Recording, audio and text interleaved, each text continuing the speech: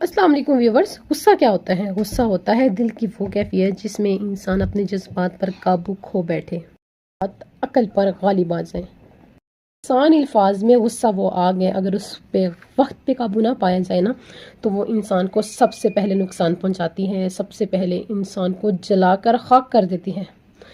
غصے کے وقت نا انسان کی سوچنے سمجھنے کی بولنے کی جو ہے وہ صلاحیت جو ہے وہ ختم ہو جاتی ہے۔ انسان کو نہیں پتہ تو وہ کیا بول رہا ہے، وہ کیا کہہ رہا ہے اور کس کے سامنے کہہ رہا ہے۔ اس کے نقصانات بہت ہیں، رشتوں میں دراڑیں پڑ جاتی ہیں، ایک دوسرے کا احترام باقی نہیں رہتا، گناہوں کا سبب دل کی سختی اور پچھتاوا۔ یہ آپ آئے روز نہیں دیکھتے ٹی ویز میں یا نیوز میں کہ کسی نے اپنی بیوی کو یا اپنے بچوں کو جو ہے وہ قتل کر دیا ہے۔ وہ کیوں قتل کر دیا؟ کیونکہ وہ غصے میں ہوتے ہیں، ان کی کچھ سوچنے سمجھنے کی صلاحیت جو ہے نا وہ ختم ہو چکی ہے۔ تو لہٰذا غصے والا جو ہے اس کو شیطان کا بھائی کہا گیا کہ غصہ نہیں کیا کرنا چاہیے۔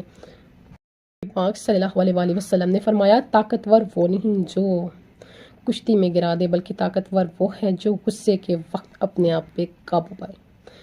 بخاری و مسلم۔ جزاک اللہ خیر۔